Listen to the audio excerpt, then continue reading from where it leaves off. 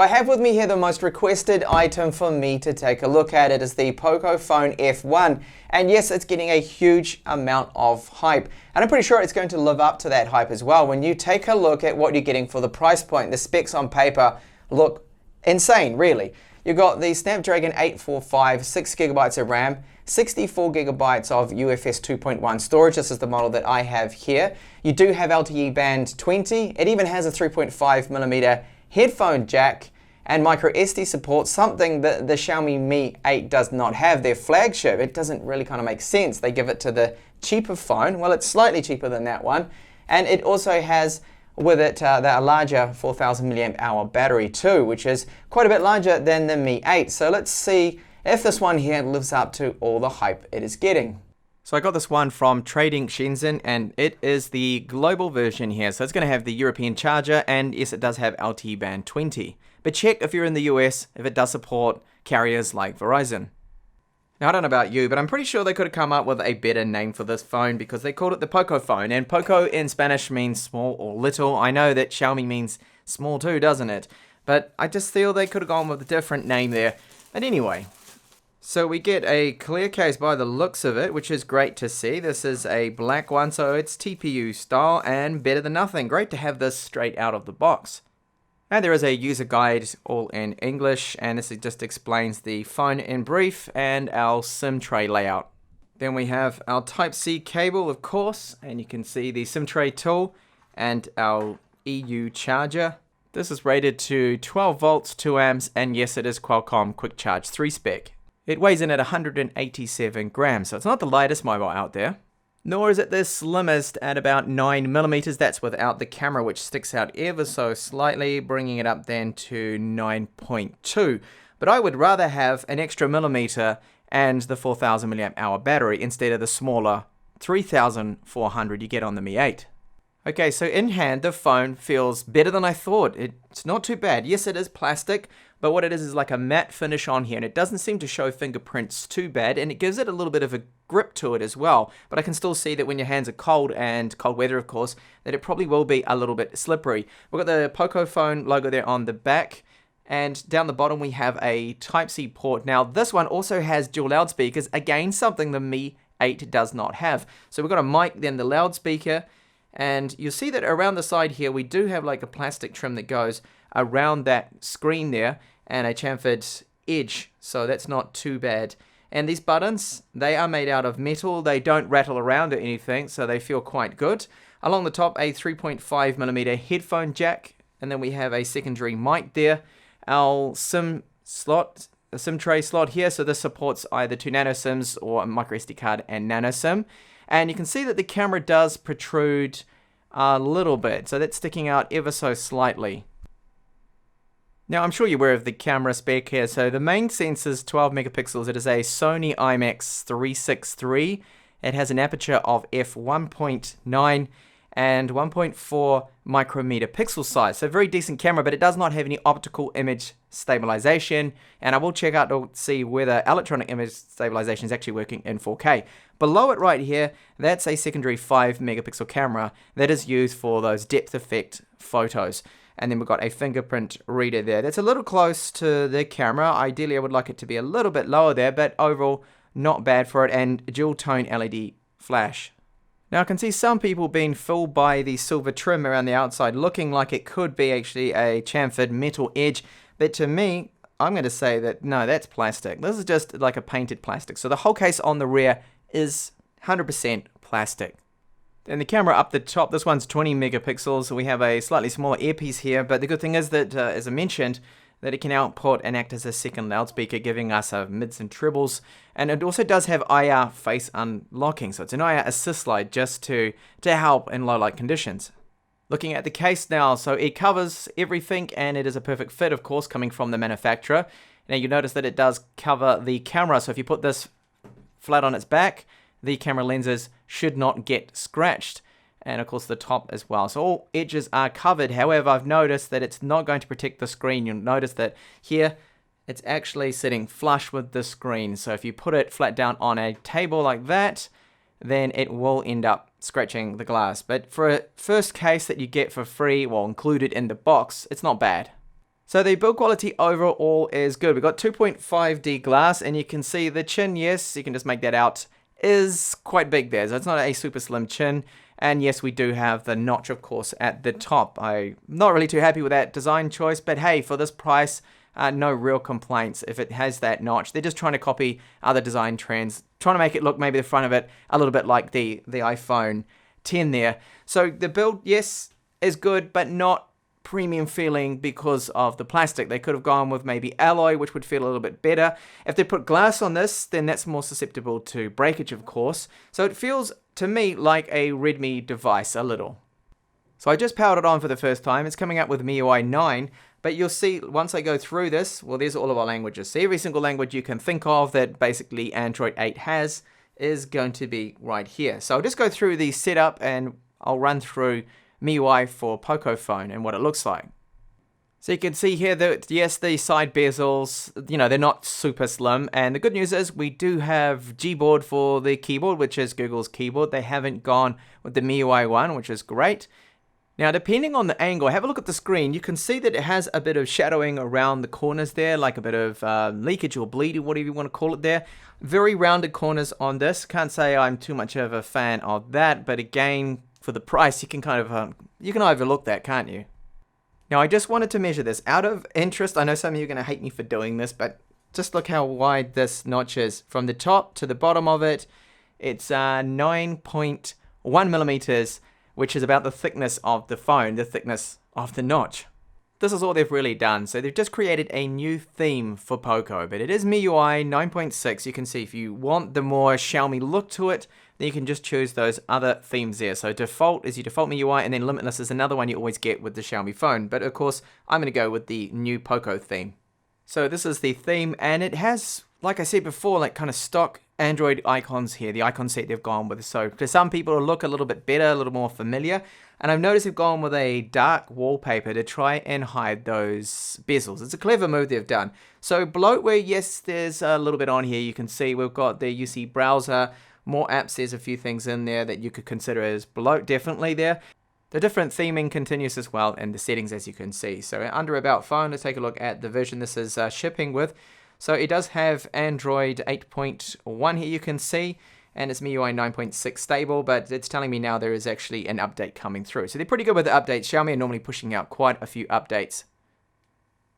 Taking a look at the camera hardware. So the main sensor on the back, as I mentioned, is the Sony IMX363.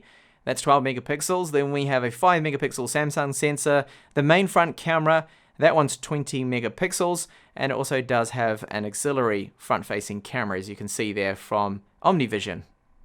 So in the tools folder, you'll find this right here. This is hardware FM radio, which is great to have on a phone, any phone. And if you don't particularly like it, then you can hide that notch as well there and use the full screen mode. So that'll be using full screen gestures. I actually prefer this because I've been using it quite a lot now on my Xiaomi phones that I own, and I'm used to that. And it is really easy once you get used to it. So if you just swipe up quickly, that takes you home. If you swipe up and hold, that's your recent apps. And then from the edges, just swiping, well, not of course when you're in recent apps, is to go back. So if I'm currently in Chrome and then I swipe like this, that's to go back.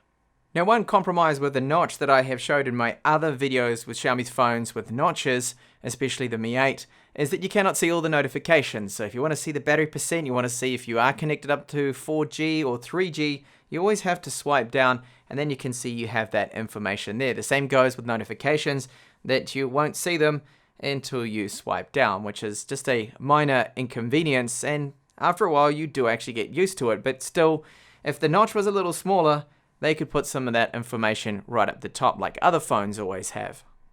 And we also get an apps drawer, so you just swipe up and they've categorized it. There you can see communication, entertainment, it's all right here, photography tools, all there for easy access. So this is something new here, and performance so far in my testing of this ROM, I mean, it's as expected. This is a Snapdragon 845, so everything is very quick. If you're wondering where the status LED is, well, it's right here. It's down in the bottom chin, and it's only white like other Xiaomi phones, so not a multicolored one. So the screen resolution is 1080 by 2246 at 6.2 inches. It's an IPS panel. As I pointed out at the start, you do get a little bit of shadowing around the corners, and it does come out of the box with a little bit of a bluish tint. Now you can go into the contrast and display colors settings under display, and you've got different options here. So really when you put it onto standard, that tends to remove that bluish tint and have more of a neutral, more correct white. The gamma comes out to be 2.0, ideally it should be 2.2, and the maximum brightness is about 480 lux, which isn't the brightest screen out there.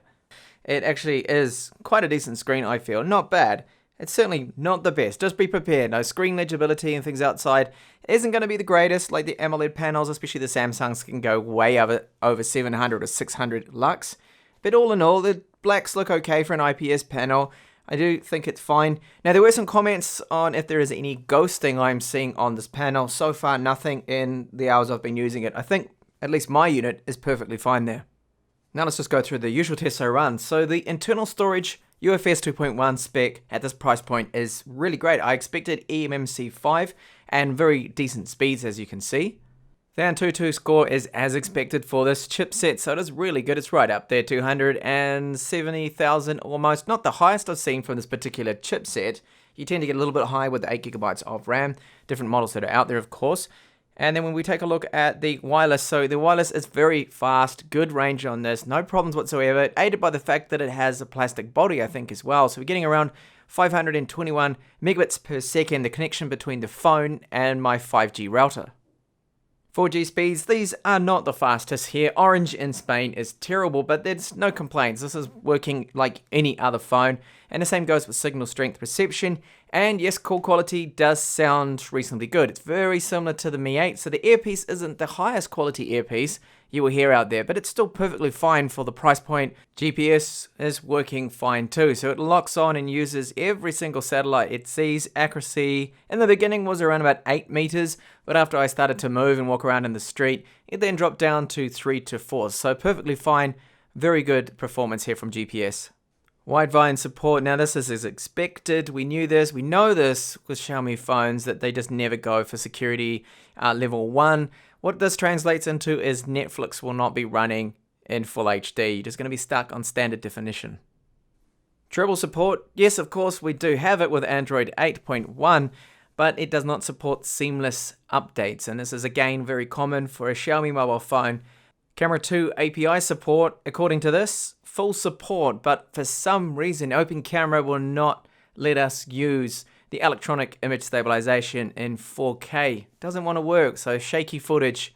Now onto audio. So as I mentioned, call quality seems to be perfectly fine. We've got the noise cancellation, 2 mics there. No real major issues with it at all. The 3.5mm headphone jack, of course, that's up the top, and like all Xiaomi phones, it sounds pretty good to me, very good. Nice and clean. Volume may be a little lacking, but overall, excellent quality. It's even better than some other flagships that I have tested out. And we've got 2 loudspeakers, so the one down on the bottom down here, which is your mids and the sub, and what we have up the top is mostly just highs coming out of that tiny little earpiece secondary speaker.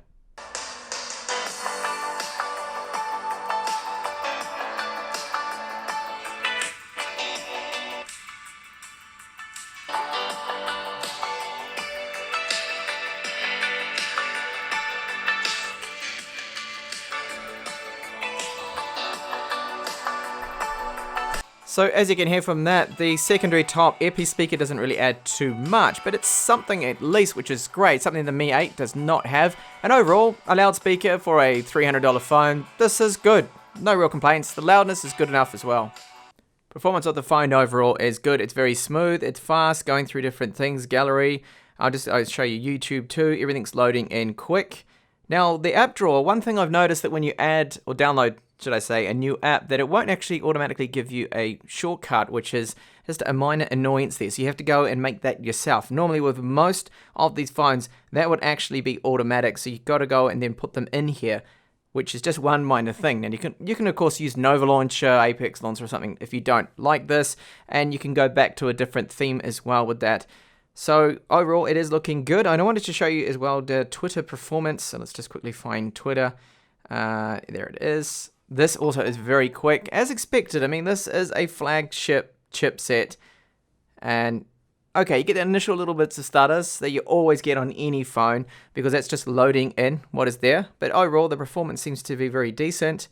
It is smooth, it's quick, and you can multitask quite a bit there too, no problems. I prefer using the full screen gesture mode. So titles like PUBG, this is on the high settings, ultra frame rate. Gaming on this is going to be very smooth. Of course, it's expected for this spec. Now, it does have that thermal transfer heat pipe on the back. People have actually done teardowns and proven that it does have that, so that is good. So this is going to keep things a little bit cooler than other phones. So it's really good for gaming. And you also notice too that zooming in with the scope and things. Well, I don't have a scope at the moment, but that is really smooth as expected. But notice how the curvature of the screen is cutting into that text there where it says alive. So a quick estimate here. Remember, just an estimate on battery life. Definite 2-day mobile phone, I feel, for most people, and you should be able to get around about 12 hours of continual screen on time, thanks to the fact that we do have a larger 4000 milliamp hour battery. Charge times, well, that's going to be about 2.5 hours with Qualcomm's Quick Charge 3. So that fingerprint reader, it is always on, and it works in under 1 second. Super quick. There's no really need to show you that, but I will show you the face unlocking, which works really fast. So I'll just lock the phone, and then you need to only just tap the power button, look at it, and there you go, it unlocks. It's really quick. I'll do that again. Okay. Did not recognize me, but then it got it. That's because I got my camera tripod in the way. But when that's not all in the way, I'll do it one more time. There we go. Very quick. So the stock camera app here is as expected. Xiaomi, we've got HDR modes. We have AI mode as well. You've got your portrait modes, which uses both of those cameras there. I will give you some samples of that when I go out and take some sample footage. So one other thing to point out too, that with the video all the way up to 4K, but 4K doesn't seem to be working, the electronic image stabilization, exactly like the other phones, like the Mi 8 and the Mi Mix 2S. As you can see here, that it is enabled, but it just doesn't seem to be working in 4K. So video encoder, you can change this to H2.65 if you wanted to, so smaller files, slightly better performance, but less compatibility. Focus, you can override that. You've got your high frame rate video modes all the way up to 1080p 240 frames per second. Slow motion and time lapse, but no 1080p 60 frames per second mode. Sample of the rear camera, so this is being shot in 4K, and you will notice that it does not have any electronic stabilization, as I mentioned, which is a real shame that they cannot enable this for some reason, and not even using open camera works. The quality is good, it is sharp, as you can see. It's just you're going to need to use a gimbal with this, really. One of those handheld stabilizers to get steady, good, usable footage. Focus is very good. So if I put my hand up here, dual pixel phase detection autofocus is the best kind of focus around for mobile phones. The focus, however, does seem to struggle in low light, getting a lock. You notice that it does tend to focus hunt from time to time. Front camera as well does not have any electronic image stabilization, even though it is enabled again in the settings. Quality seems pretty good, 1080p maximum here. Would like to see at least 1440p or even 4K if they could with the front cam would be great. But overall, decent quality. Dynamic range isn't really picking up any details there of the sky, the clouds behind me. That's washed out. Camera now in low light, as you can see, it is holding up okay. I mean, the quality is not amazing, but at least it's not dropping frames like crazy, which some phones do.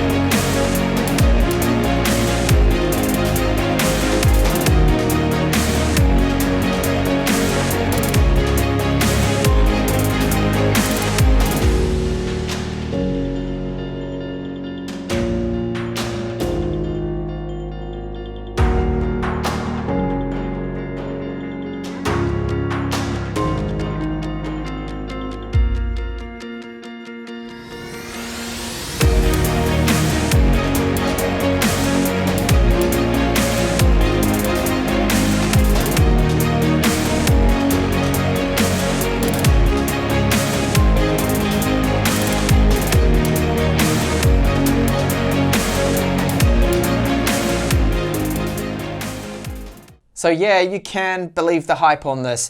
It surprised me a little bit when I got it. I was expecting maybe a little bit cheaper quality, but in hand it feels good. Yes, it's a little bit heavier, 187 grams. Yes, it's a little thicker, around 9 millimeters, but we get a larger battery. That is good. So the plastic on it, it's not a bad plastic to use. To me, it feels like a premium Snapdragon 845 Redmi phone is the way to describe it, I feel. If you had the Redmi phones before, like for example, the Redmi S2 or the the A2 Lite is what I wanted to call it. I'm getting mixed up so many phones from Xiaomi. It's got that kind of feel to it, the build on it. And it's not really a bad thing, but it's all plastic on the back. But that means you're not going to be shattering any glass if you do drop it. If they'd gone with an alloy, it would give it a bit more of a premium feel. But really, that is nitpicking.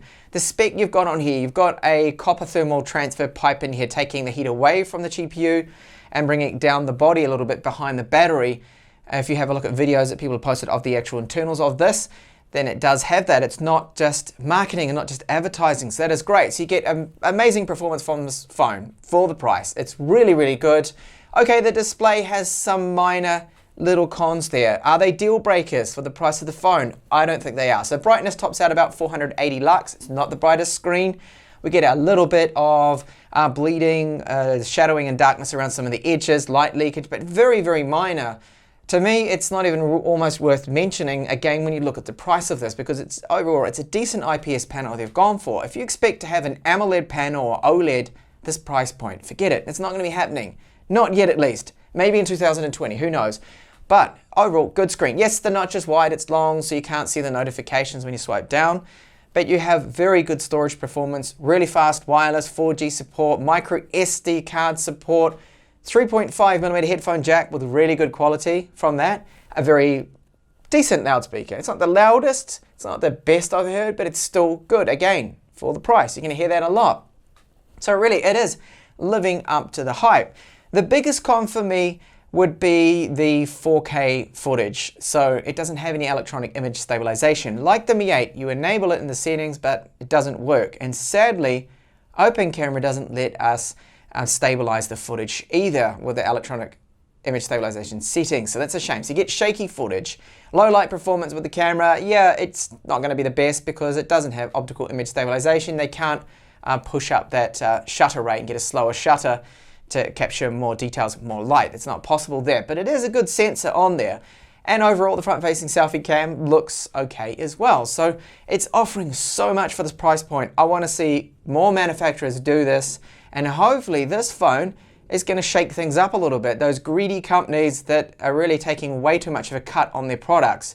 I'm talking about the $1,000 mobile phones out there that every year seems to be about 100 euros or 100 US more almost, or 50 US more. Those prices, hopefully that trend is going to start to die because they will be losing sales to phones like this, I believe, because a lot of people change their phone every year. You want the best performance. You don't need amazing 4K video, then this is definitely one to go for. If you don't mind the notch that is and the rounded edges, just minor things. This is all this phone really has so far that I can see, minor things. Now battery life, I haven't had enough time with it to get my full results, but it should be 2 days. I mean, I could get 2 days out of the Mi 8 with a smaller battery capacity, only 3,400 milliamp hours. And that I think got about 11 hours screen on time. So you should be able to get about 12 hours, if not more, continual screen on time with my kind of tests that I do. So it's continual use, mostly on wireless. Otherwise, it is looking really good. Fantastic phone. I would not hesitate to buy this if you want this kind of performance and if you want something that's about 300 US, 350, whatever you have to pay for that, then it's definitely worthwhile. Thank you so much for watching this video. Now I do have up here my review of the Mi 8 if you want to check that out. It's a similar kind of phone with a more premium design to it and slightly better build quality. And then my latest video is right up here. And don't forget that I also have a giveaway that is an MSI gaming laptop, so make sure you enter in to win that. Bye for now.